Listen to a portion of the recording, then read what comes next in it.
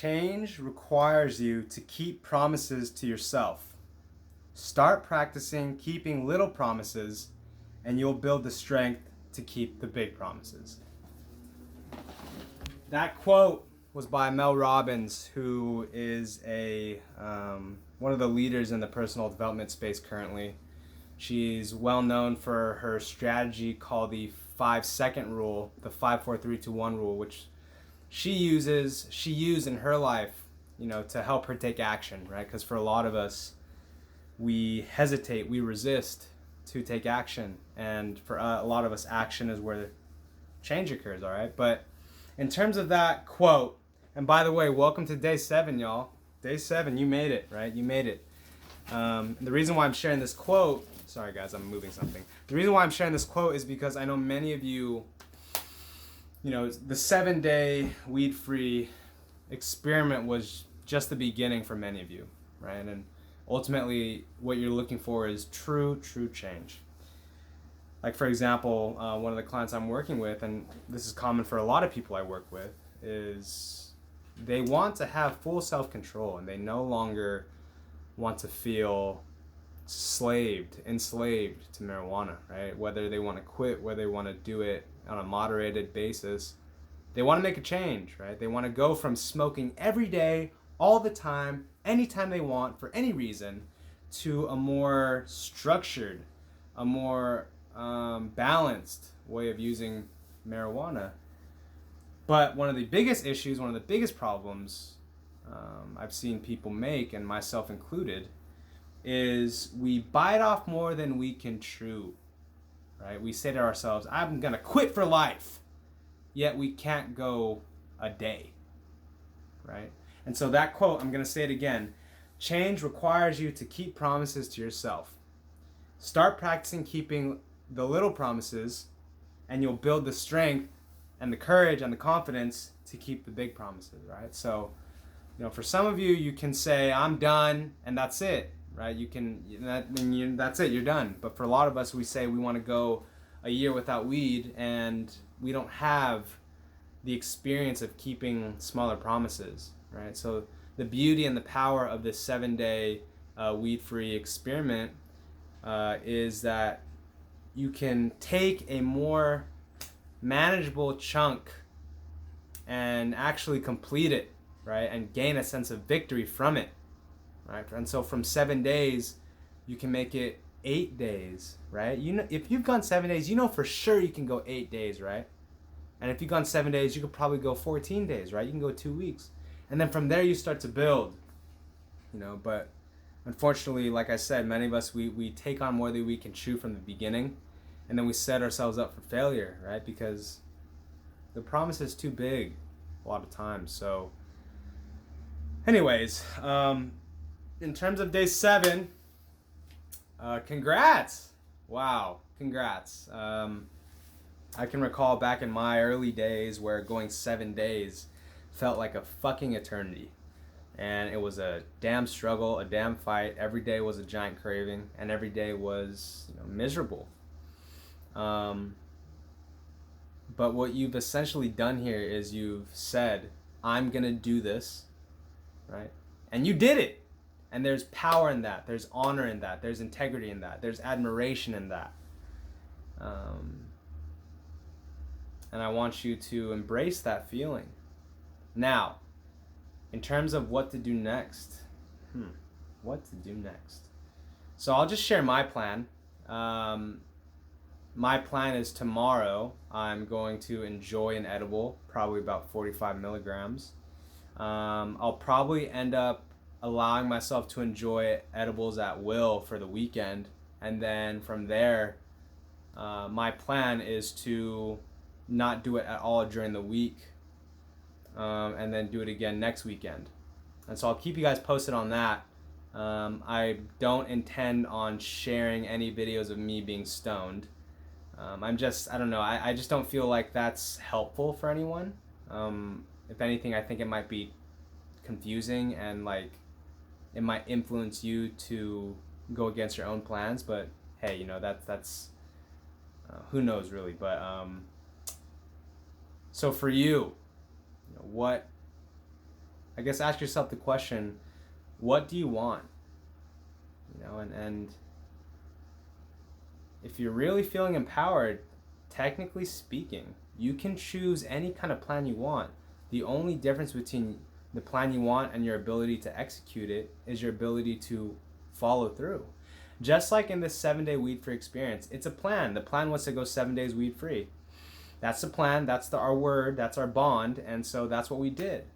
And if the plan moving forward is to do it when X happens, or do it when you complete a project, or do it only on Sunday, whatever structure, whatever rule you create, the only real mission, the only real objective you have is to follow through.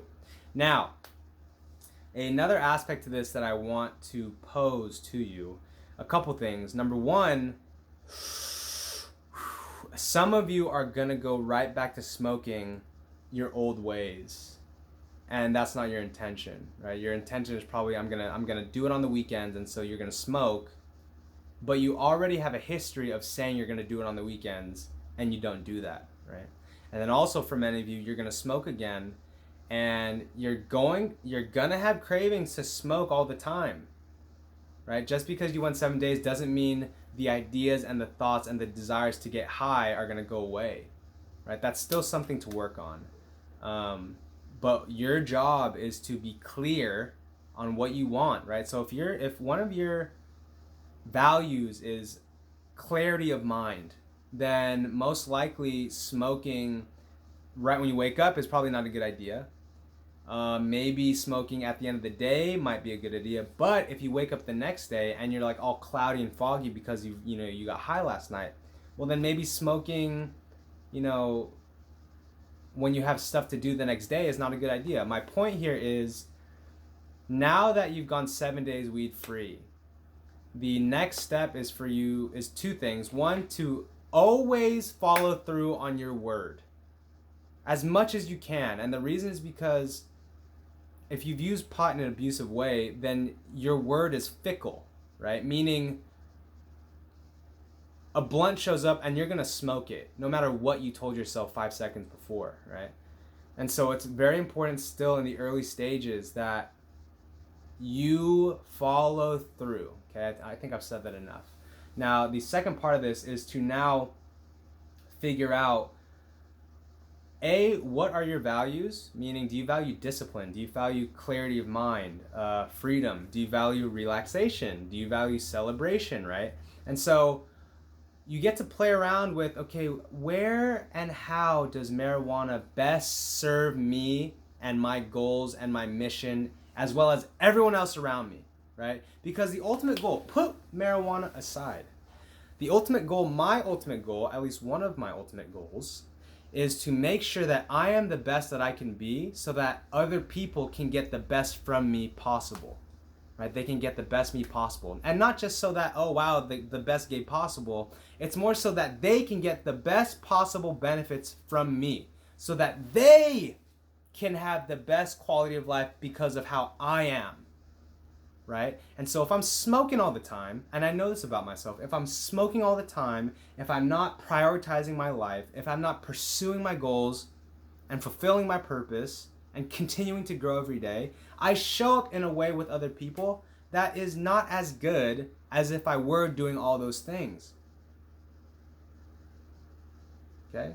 And this specifically goes for my guys, but obviously men and women, this is important for all of us. But specifically my guys, okay? The men following this channel. It is, I don't know about y'all, but it is our duty to show up. Right? To be someone that can benefit the environment, right? Not just weed smoking, video game playing, porn watching, sacks of nothingness. All right? We got to be useful, yo. And I can almost bet that for my guys out there, being useful is a great feeling. It's almost a natural feeling, man. To be of use, to be of purpose. To something more than just your own dopamine pleasure highs. To know that you're actually doing something to help other people. Right? So how this all ties in together is what way of using marijuana would best serve you and everyone else in your life? How can you use marijuana in a way that makes you better? For some of you, that might mean not doing it at all. And that's true for some of you, right? For some of you, that might be to use it to celebrate when you accomplish big things. For some of you, that might mean to use it after a long day's work so that you can decompress, rest, reflect, recharge. But it just depends, all right?